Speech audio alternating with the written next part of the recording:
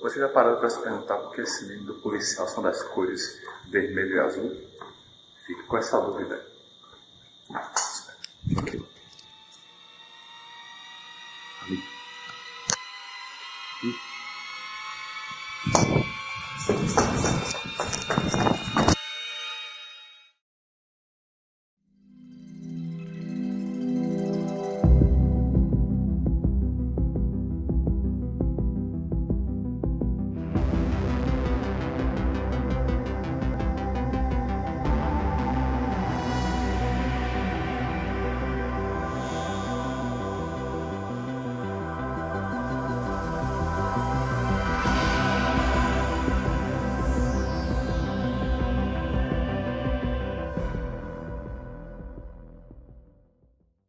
Olá, pessoas, amigos e colegas e derivados.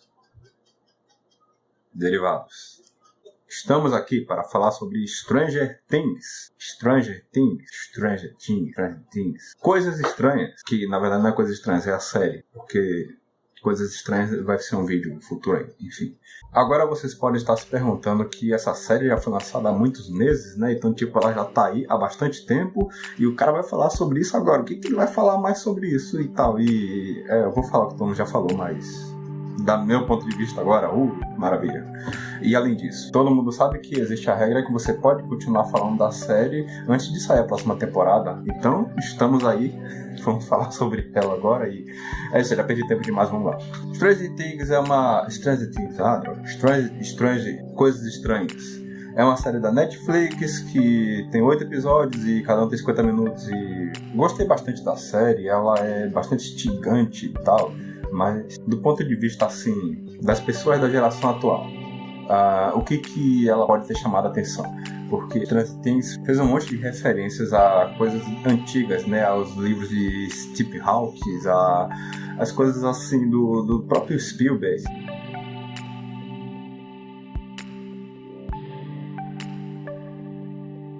E é muito interessante você ver que, apesar da linguagem antiga, anos 80 e 90, a geração atual aceitou muito bem isso. Uma das coisas principais que me impressionou logo de cara na série foi a intro, que, convenhamos, qualquer um pula a intro de série e outras coisas, né? A gente vive pulando essas coisas, mas a de Stranger Things não, porque ela era muito, como eu posso dizer, densa. Ela tinha aquele ar misterioso, aquela música de fundo e as coisas iam se passando devagar, bem anos 80 e ao mesmo tempo misturando com a linguagem atual. Ademais,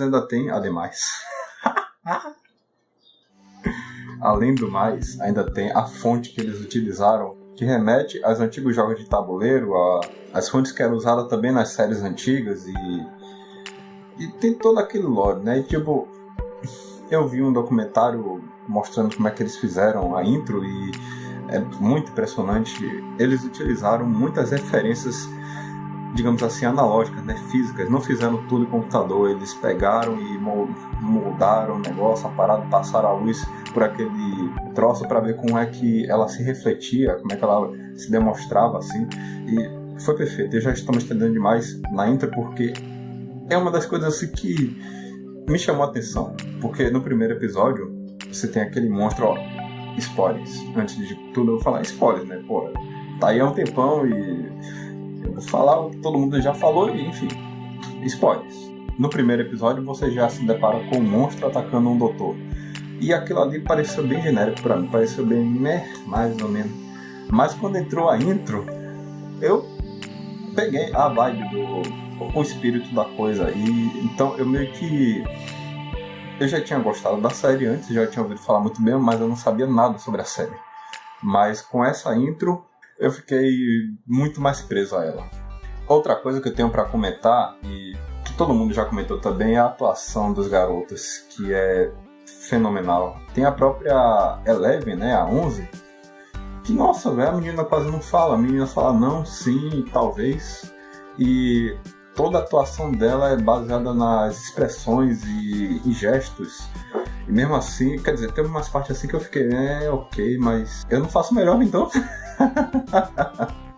Tá muito bom, a atuação dela tá perfeita. Aquele outro jovem, que já faz tempo que eu assisti, então eu esqueci o nome dele, mas eu vou lembrar em algum momento e posso colocar na tela aí. Aquele jovem que tem um problema também, dos dentes. A atuação dele meio que sendo um ponto de equilíbrio entre os grupos, né, se mostrou de uma forma bem convincente. Ele realmente parece que era o meio termo ali, entre o menino que ia para os extremos, que era vamos invadir a base e não confia na Eleven, e entre o outro que calma, vamos estudar isso e vamos entender o que está acontecendo. Ele fazia um contraponto ali, um bom argumento, e meio que tá explícito em um dos episódios.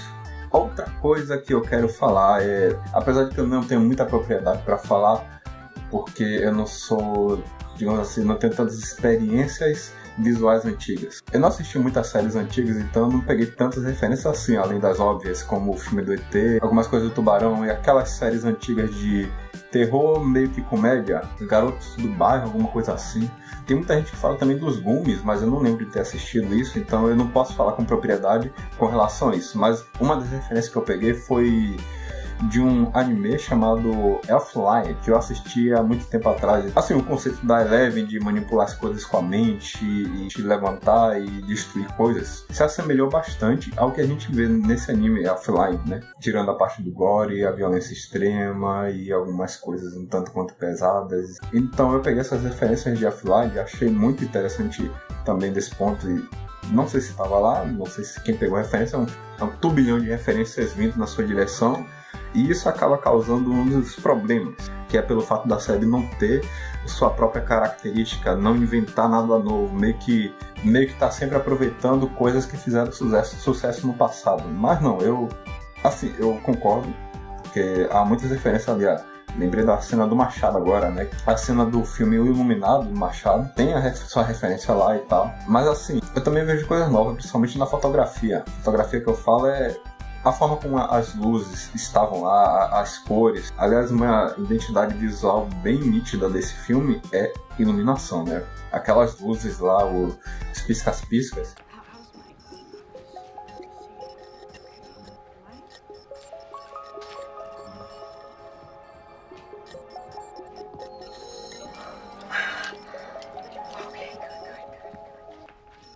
E até se você parar para pensar, é uma coisa bem inovadora, porque os filmes de terror se baseiam na escuridão para te dar sustos, sei lá, no jogo de sombra e luzes. E Stranger Things meio que subverte isso, porque quando o monstro está perto, as luzes simplesmente iluminam mais do que deveria. Então, um monstro que deveria estar escuro e escondido nas sombras acaba sendo denunciado pelas lâmpadas. E isso gera uma cena fantástica no final, que é muito bonito de se ver. Agora também entrando no lado sobrenatural da série, você tem aquele mundo invertido que os garotos se referenciam, né? O mundo invertido acaba sendo um dos principais fatores dessa série porque gera diversas teorias sobre o passado, o futuro, é um mundo pós-apocalíptico, é o que é aquilo.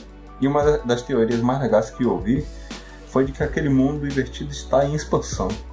E eu meio que concordo com isso. Porque você pega o fato de que, spoiler, se prepare, a Eleven é levada até aquele mundo e somente ao entrar em contato com aquele monstro é que ela meio que expandiu aquilo.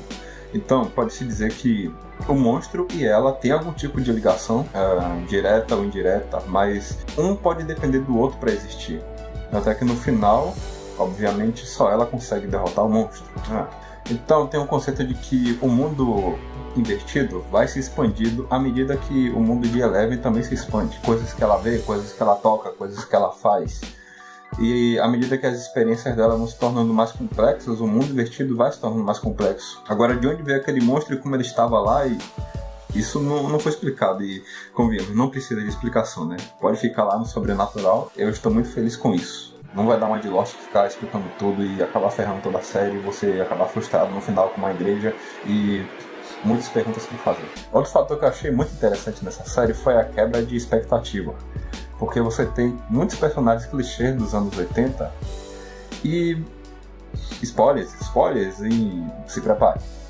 E você pensa que eles são aquelas caixinhas fechadas que você está cansado de conhecer, como o Playboy, a Patricinha, o policial o policial fodão da cidade desconhecida. E não, eles se mostram mais do que eles são. E até nesse ponto de mostrar mais do que eles são, você tem a quebra de paradigma, porque quando você pensa que está saindo fora da caixinha, não, volta pra caixinha, mas ao mesmo tempo fica do lado de fora. É um meio termo ali. O melhor exemplo que eu posso mostrar é a história da garota que fica com o playboy lá, né?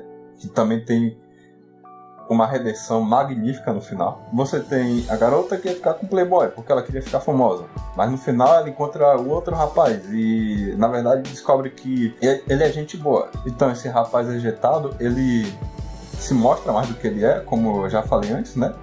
Aí ela meio que começa a gostar do rapaz, mas ao mesmo tempo só como amigo. Aí no final da série você pensa, não, esses vão ficar juntos agora, e não acontece isso. Então você volta pra caixinha, porque ela volta a ficar com o playboy.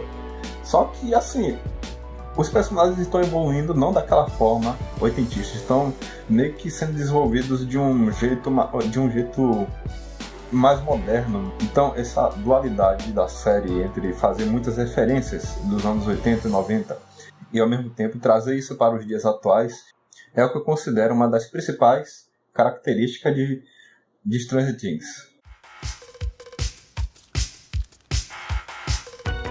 E então por isso eu recomendo demais essa série, porque é muito boa, vale a pena ver.